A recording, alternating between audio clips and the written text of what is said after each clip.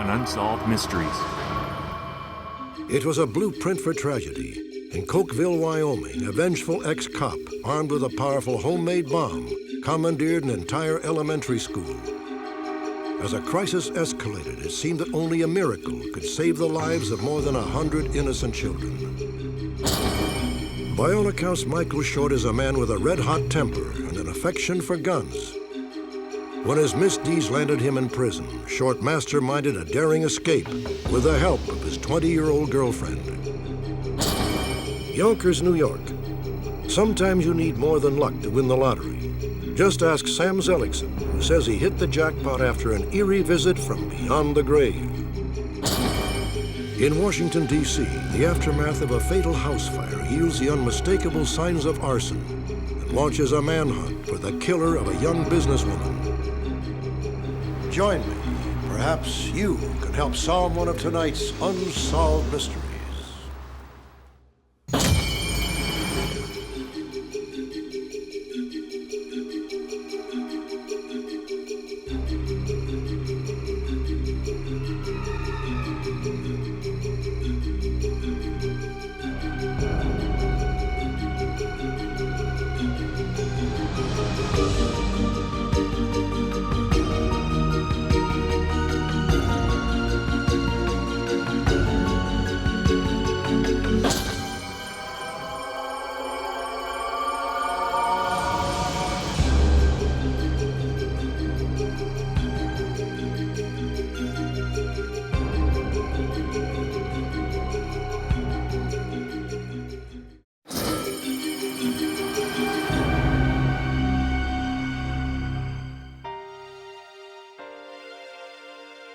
"17-year-old Melody Woods was not the kind of teenager anyone ever expected to get into trouble.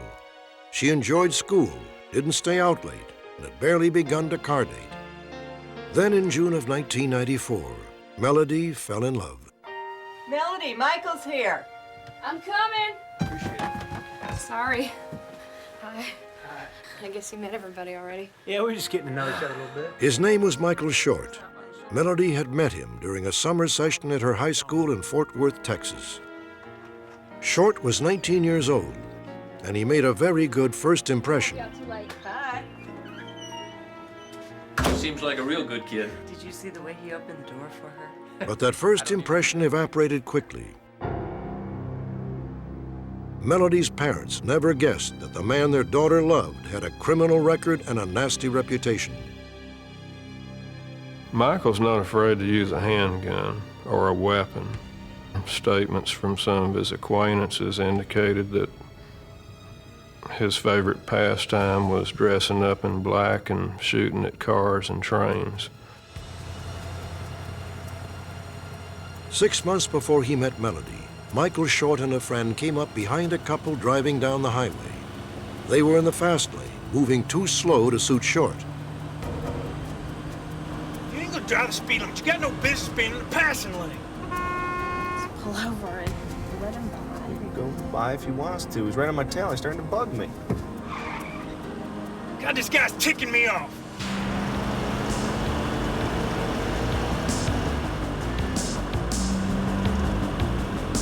Hey, Grandma, where'd you learn how to drive? You're lucky I didn't run right over you. Hey, one thing you This guy's a lunatic. Short dogged the couple for 10 miles, getting wilder by the minute. play on freaking game? I'll play freaking games. How about a little bit of this? Oh my God, honey, he's got a gun. Honey, he's got a gun. Drive, do something. Guy's freaking out of his mind. All right, I'm gonna speed up and I'm gonna brake real hard, all right? Teach you a lesson you won't soon forget. What's up, man? The driver was struck once in the shoulder, but survived. Police tracked Short by his license plate number and charged him with attempted murder. A few months later, while he was out on bail, he met Melody Woods. She fell head over heels for Michael, from the very first day. She came home and was so excited about him, telling me about him, and just thought that he was everything that she had ever wanted. Melody's parents believed that by the time Melody learned about Michael's past, she was already under his spell. I've missed you. She became real secretive and always away from home and didn't spend a lot of time with us, and she never wanted Michael around us very much. I want you to have this. It's a beeper. Duh, I know what a beeper looks like. When I call you, I'll punch in 911. Drop whatever you're doing and give me a call right away. I don't want to have to worry about you. Deal? Deal. I had to talk with her, and I told her, I said, I'm afraid that, you know, he's being a little bit too possessive. And she was like, well, you know, we just really enjoy being together, and there's really nothing to it, and he's not possessive. And, you know, every time I would try to say anything about the situation, she didn't want to talk about it. In March of 1995, Michael Short was found guilty in the highway shooting incident. He was sentenced to 8 years in prison on a reduced charge, aggravated assault with a deadly weapon. Melody's parents hoped that would end the affair. To their dismay, Melody refused to give up on Short. After the impact wore off, she started talking about, I can get through this. You know, I'll make it. It may just be 4 years. He may not spend 8 there, so we'll do the best we can. I can make it through this. By all accounts, Short was just as determined to remain a part of Melody's life. He had access to a jail phone from 10 a.m. to 10 p.m. He used it to barrage Melody and her parents with collect calls. Oh, where are you? He called us day and night, night and day. He was relentless with the phone calls. I mean, they just never would stop. She had to be at a specific phone at a specific time for him to call, and if she wasn't there, then he was very angry. And when he did finally get a hold of her, it would always be a screaming match over the telephones. Finally, we just had our phones blocked from any collect calls because that's the only way they could call was collect. And he figured out a way around that by calling his parents and getting his parents to call us on three-way. The phone calls at first were a blessing for Melody. I mean, any contact that she could have with him, she was thrilled to death. Mom, let it ring. But as time went along, she started to get a little irritated because she couldn't do anything. This has got to stop, Melody. I'm gonna have to change this number again. It's not my fault he keeps calling me. She started to pull away from it a little bit, but then the calls would intensify, and Michael would say, you just don't understand how horrible it is for me here. You're the only thing I've got. You know, you can't forsake me now. You're my soulmate, you know, and just really would make her feel bad. So then she would go back to accepting all the phone calls. From jail, Short controlled Melody's every move for more than a year. Even his fellow inmates called him the little bully. On June 7th, 1996, authorities learned the full extent of his power over Melody. That morning, Melody and a girlfriend waited in a borrowed van outside the prison walls.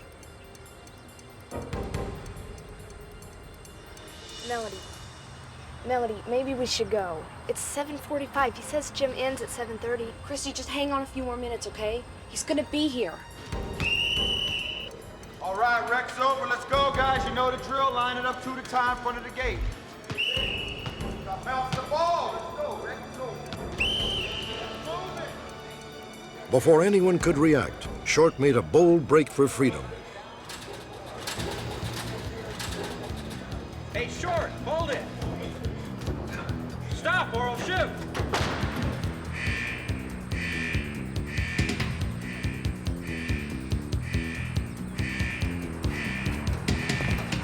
Christy, start it up. He's coming.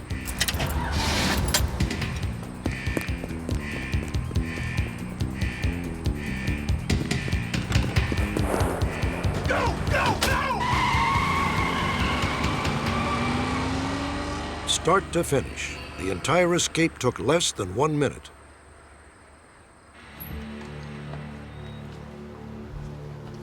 At a nearby motel, Short changed clothes and switched from the van to Melody's car.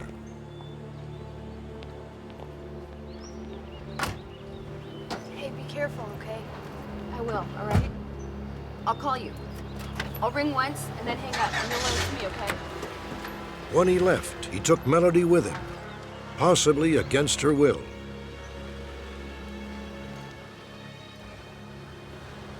Based on my conversation with her friend, she indicated to me that Melody had every intention of coming home that night and that she would get in touch with her when she got home. I personally don't believe that Melody had any intentions on leaving with him. There's a lot of things she didn't take with her. It was clothes and girl things like rollers and hair dryers and just a bunch of stuff. I just don't believe she had any intentions on leaving. The only thing that we've received from Melody since her disappearance was one postcard from Chattanooga, Tennessee, and the only thing that that postcard said was, "I'm okay, I'm sorry, and I love you very much." That was about a week after her disappearance, and there's been nothing since. What concerns me the most about Melody's disappearance is that she's disappeared, and we've had 3 unconfirmed sightings of Michael. Nobody has ever seen Melody, and one would have to wonder, has she already become a liability to him?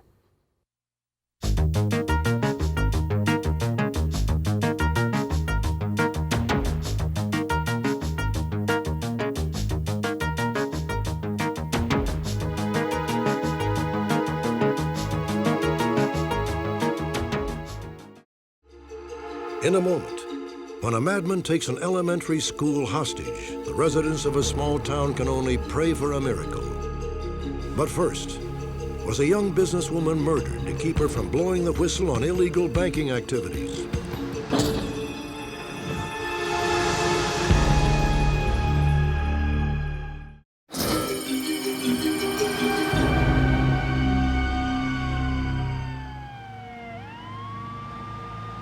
December 11th, 1995, 3:30 a.m.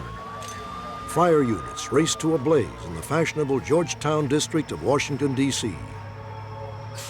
A resident had been awakened by a fire alarm and phoned 911 to report seeing flames in a neighboring townhouse.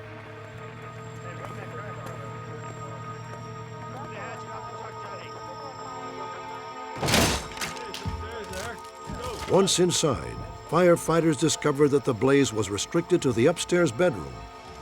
In fact, it was confined to the bed itself.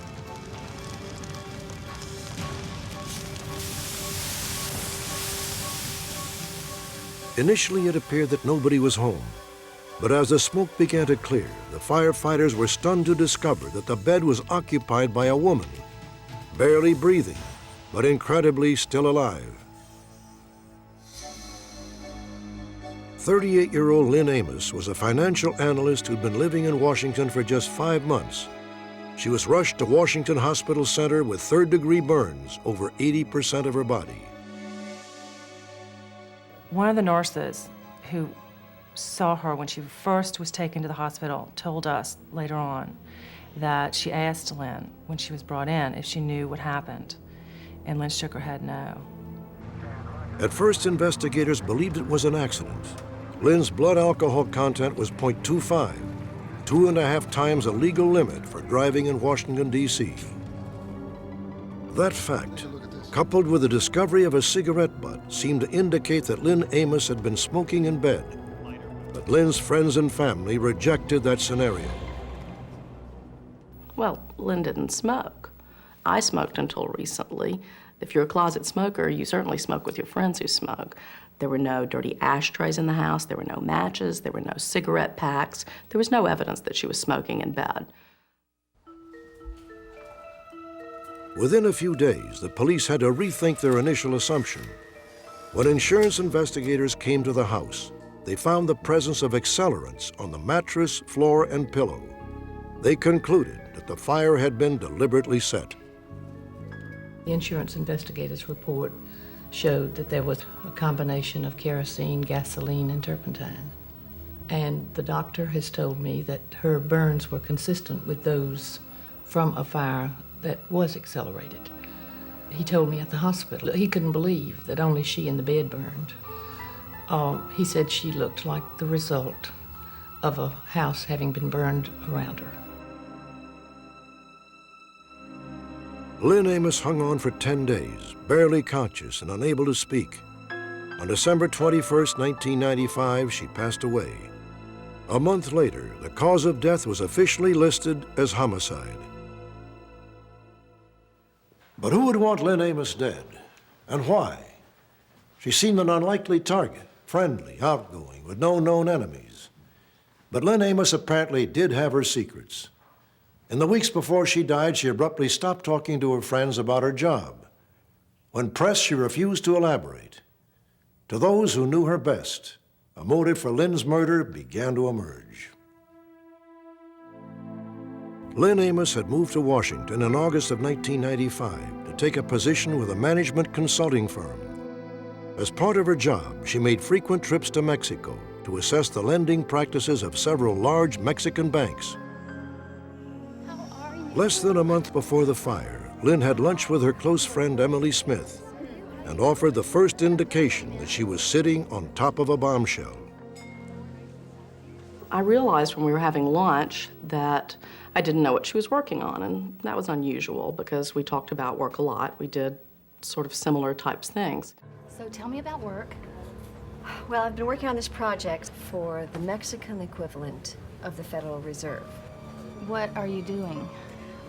I'm in charge of examining credit issues.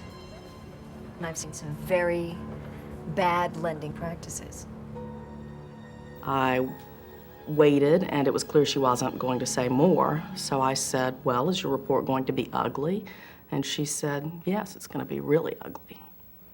And that was all she would say. They have great eggs Benedict there. Well, darn, you know... On Sunday, December 10th, the day before the fire, Lynn once again hinted to friends that she was privy to some explosive information. That is not true. It is true. So how are things at the office? Are you still on that project with the banks? Yeah. I've seen some dangerous things in Mexico. He, at the time, thought it was a very strange comment to make. It wasn't the kind of dangerous, the way she said it. In other words, she didn't mean I'm feeling a little dangerous and uncomfortable where I'm living. I'm living in an unsafe neighborhood. It wasn't that kind of dangerous. She definitely meant to mean that she had seen literally some dangerous things in what she was working on. I'm purely speculating here, but it's possible that she bumped into a loan having to do with drug money or a fraudulent loan. That's the sort of thing you might bump into when you're reviewing credit portfolios. Hey, it's Lynn. What are you working on? The last time anyone spoke to Lynn Amos was at 10 o'clock that night. I was working on the credit checks. We do know that she called her office to confirm that she was going to be late for work the next day. Maybe 12. I got a doctor's appointment. No, I'm okay. It's no big deal. So we know Lynn was at home, lucid, completely fine, had a 30-minute conversation at 10 o'clock at night. At 10:30, we then don't know what happened. When we first told our attorney how Lynn was killed, his first statement was, that's a professional hit.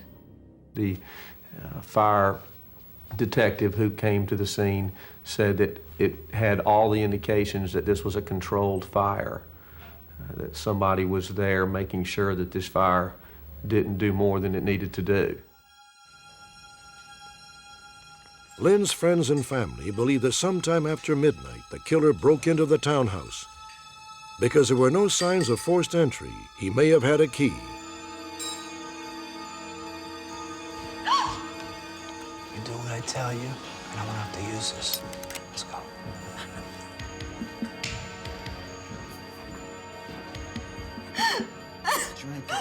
The intruder may have then forced Lynn to swallow enough alcohol to render her unconscious.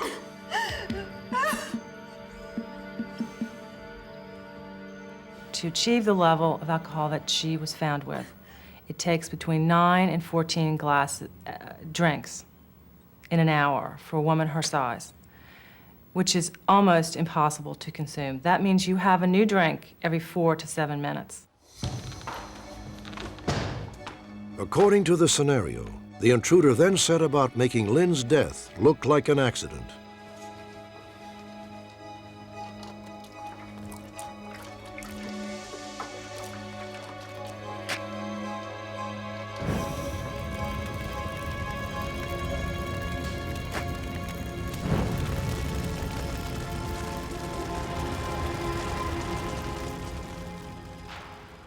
What was done to Lynn Amos is so horrible. I really do not have the words to describe it. Lynn was just a great friend. She was really fun. She loved life. And people should not be allowed to get away with that. It's interesting to note that Lynn Amos never completed her report on the Mexican banks. Lynn's former employer declined to appear on camera for this segment. In a letter to Unsolved Mysteries, he wrote, "We are troubled by the same questions being asked by investigators. We can only hope that forensic science will provide some answers." In a moment, the remarkable story of Sam Zelikson, who says he hit the lottery jackpot with help from an unlikely source, the spirit of his deceased son. And later, a small town faces unspeakable tragedy when a deranged ex-cop and his wife seize control of the local elementary school.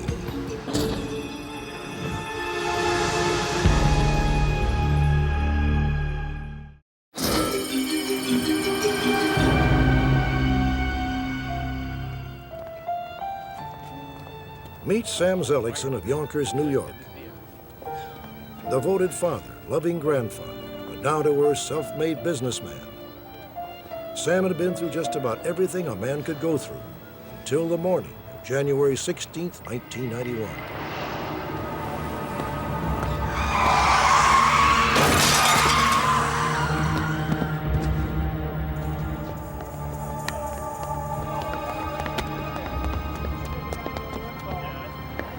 Call for an ambulance here, Gary. No one who witnessed the accident could have imagined that Sam survived, but Sam proved them wrong. For above all else, Sam Zelikson is a survivor, the very definition of resilience. It was 1941. Sam was 12 years old when the German army marched into his homeland of Latvia. The Zelikson, devout Jews, were sent to a ghetto, and later a concentration camp.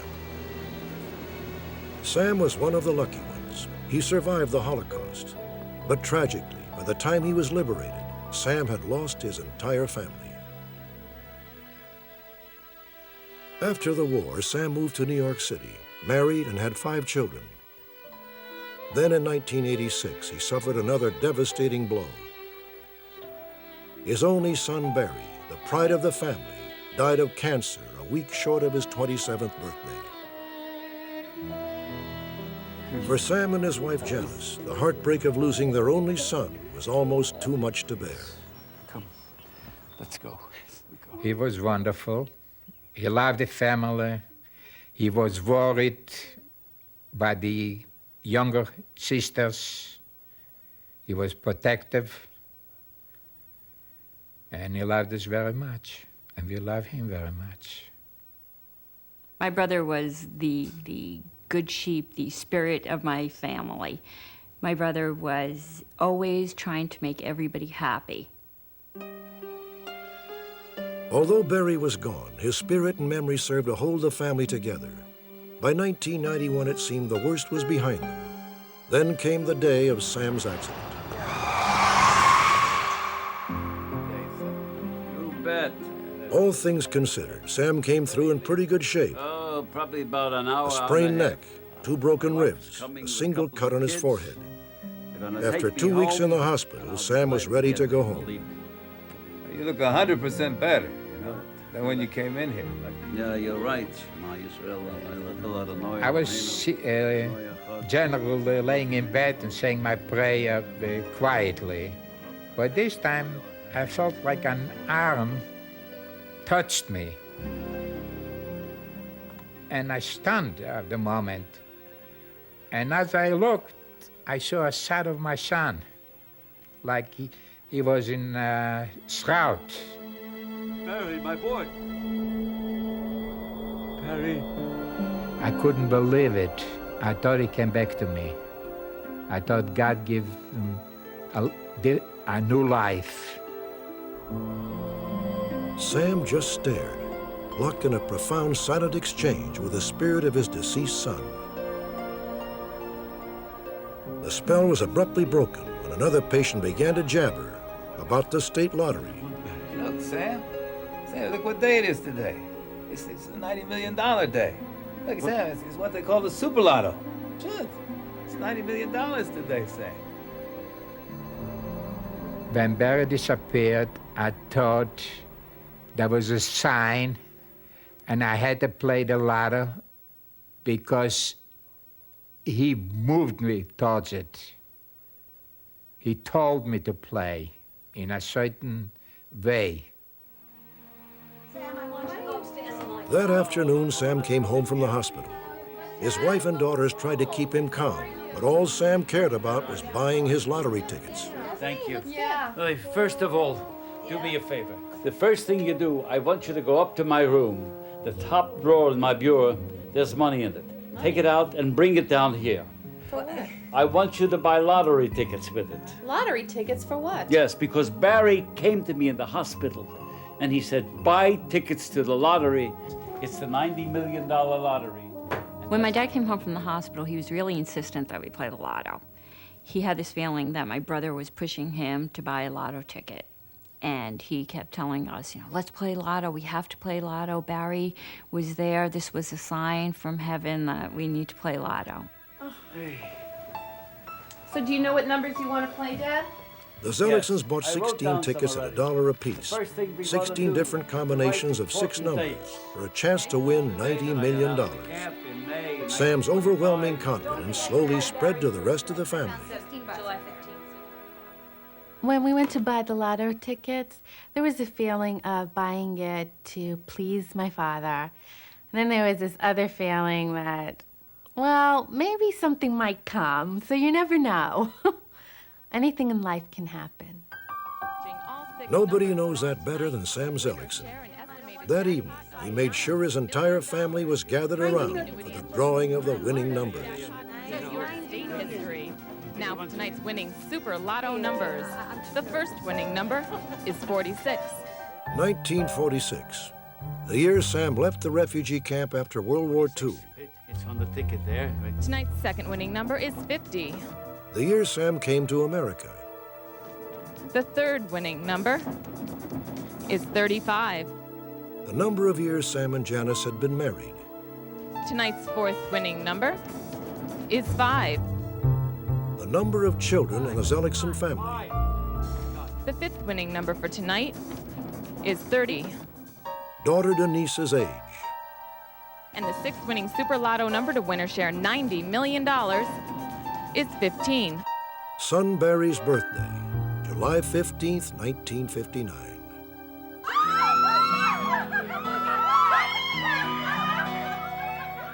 When we won, my dad smiled like an angel.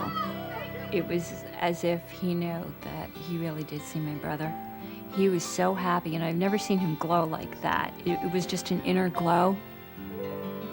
The odds of Sam's special numbers winning the lottery were 13 million to 1. Sam is convinced that the loving spirit of his son improved his odds considerably. My son Barry definitely was responsible for winning the lotto. He definitely gave me the gift. You know, God works in a mysterious way. He takes away the best thing in your life, but he gives you back a little in return. I felt it was like a gift. It was a gift from Barry for my son, and that's how I felt. Barry wanted his father, his mother, and his sisters should have a happy life and to help other people that cannot be helped, because he was that kind of person, Barry. As it turned out, the Zeliksons were not the only winners that night. 8 other people also hit the jackpot, making each ticket worth slightly more than $10 million. Sam and his family will continue to receive annual payments of roughly $475,000 until the year 2011. To honor the memory of their son Barry, they have donated a significant portion of the proceeds to charity, a tradition they plan to uphold with each coming year. Next, a powerful homemade bomb demolishes a crowded school classroom, yet not a single child is seriously injured. An extraordinary piece of luck or a case of divine intervention.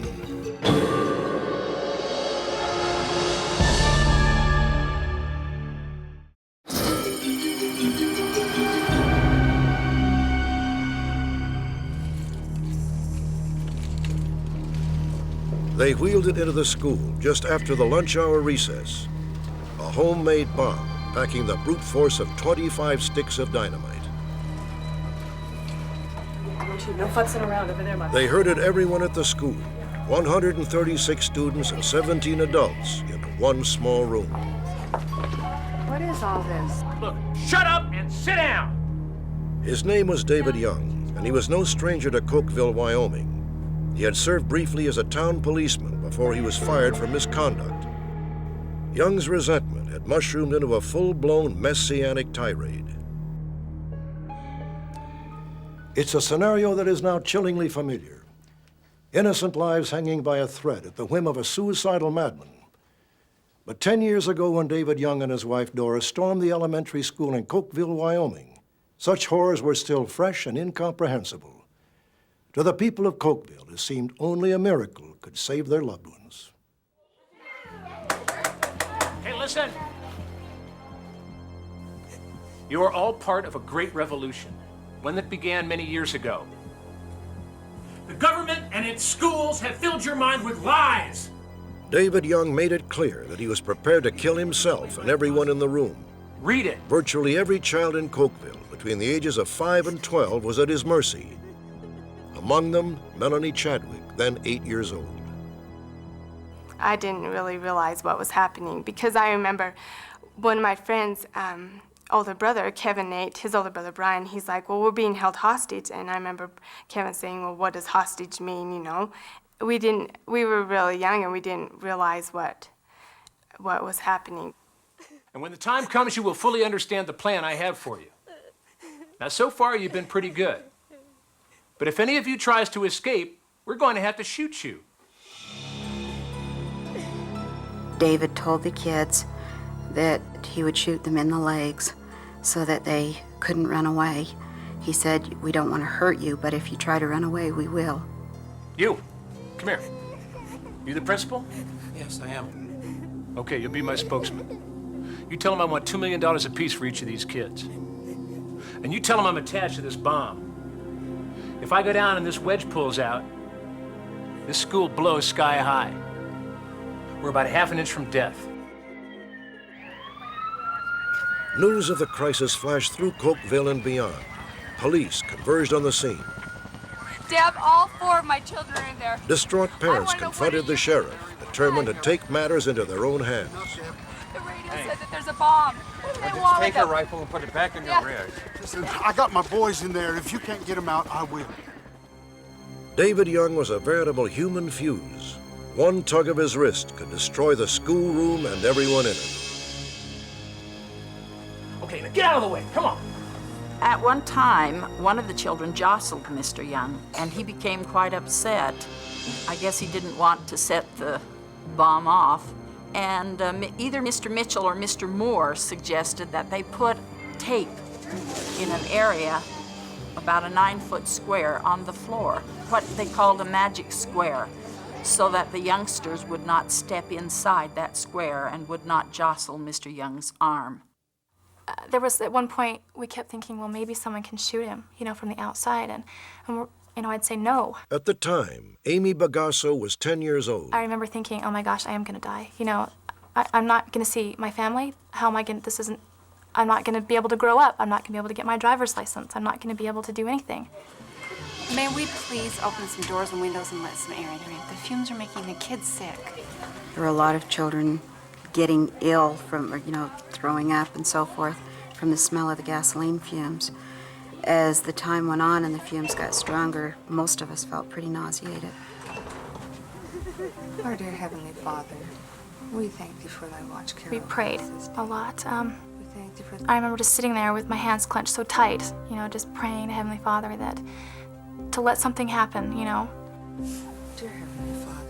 Many of those in the classroom believed that the praying heralded a coming miracle.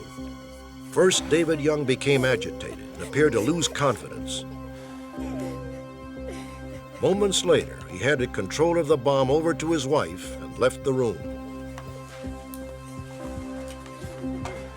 By then, the children had been immobile for nearly 2 hours. They were restless, irritable. Could you please do something about the noise and help me get these kids quiet right now? Eyewitnesses remember Doris Young gesturing carelessly, even though one false move would trigger a catastrophic explosion. Let's move them around a little bit. And we can get everybody from that side. We can move some of the kids over here, and then we can move some of the kids over.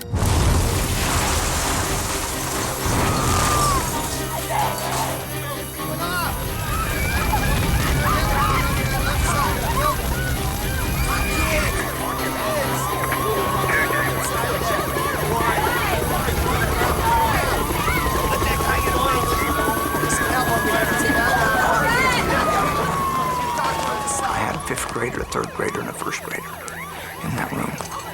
When I seen that smoke coming out of the windows, I expected to see this school go in a million pieces. A few children stumbled from the smoke within seconds of the blast. Others were trapped in the classroom. Teachers were throwing children out of the windows, and I could feel flames, feel hot on my back, and didn't realize that I was on fire. And I saw flames coming from the corner of my eye on my right shoulder and started to burn. So I dropped and rolled. And as I looked up, I could see all these little feet just scurrying out into the hallway. All these kids were just stepping over me and stepping on me and jumping over me. And out of nowhere, I felt big hands just pick me up, and I looked up and saw Mr. Moore and Jack Mitchell, and they were beating the fire off of me, and they picked me up and they shoved me to safety. Ambulances rushed injured children to area hospitals. Some of those who emerged unharmed were taken home by their parents. No one knew how many youngsters had survived, or how many might lay lifeless in the ashes. Just inside the classroom, police found the body of Doris Young. David Young had also died, but not from the explosion. He had killed himself with a single gunshot to the head. A grim search for Cokeville's children commenced. After an hour, dread turned to hope, then hope to joy. Not a single child had perished in the flames. It seemed that Cokeville had been blessed with a miracle. There's many things that point to something happening, and higher power to step in and help in this case. Okay, get out of the way, come on. At the very least, an extraordinary run of luck helped the children survive. By staying outside the so-called magic square, they were away from the bomb when it exploded. With the doors and windows open, much of the bomb's force blew harmlessly out of the classroom. And then there was the bomb itself. Remnants sifted from the rubble told the incredible story. Now look at this. There's a fully intact blasting cap. This bomb didn't even completely detonate.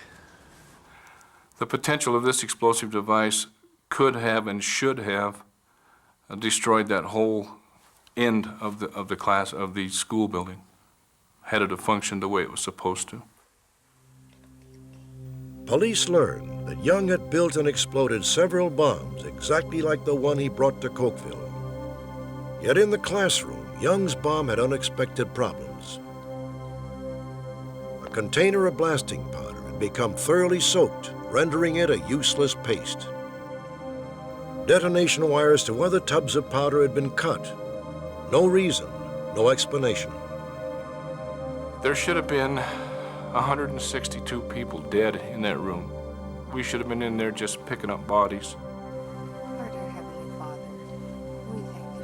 The people of Cokeville came to their own conclusion about the improbable turn of events. The hostages must have been saved by a modern-day miracle. I just had this overwhelming feeling that Heavenly Father was there, that He was watching out over us.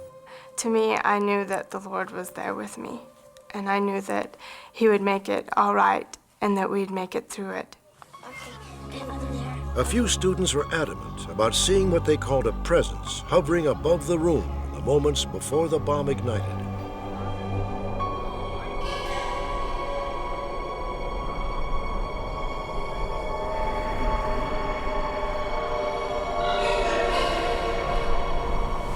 Some of the youngsters said that the mysterious presence actually directed them to move, advice that may have helped save their lives.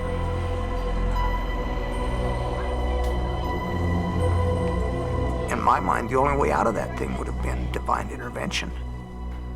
We've always said guardian angels, you know, to help people out, and I believe in that there is people that have went on before us to help us out. What? What are you gonna do? Sheriff Deb Wolfley says that outside the schoolroom, he too felt the touch of heavenly guidance. What are you gonna do? I remember very clearly thinking in my mind, what am I going to do? Here's a man in here with a bomb who wants to blow our kids up. How am I going to handle that? Deb, get my boys out of there. And I know that without a shadow of doubt that the God in heaven that answered my prayers. A voice said to me, everything will be okay.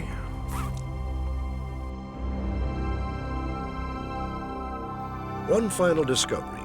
This ghostly image, singed into the north wall of the classroom, led some to conclude that an angel had been in school that day, protecting innocent lives.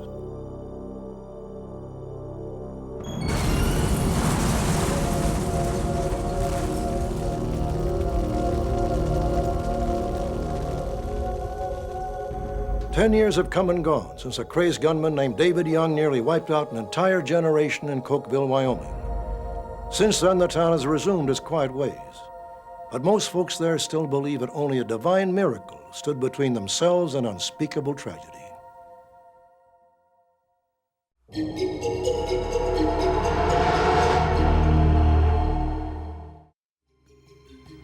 Join me next time for another fascinating edition of Unsolved Mysteries.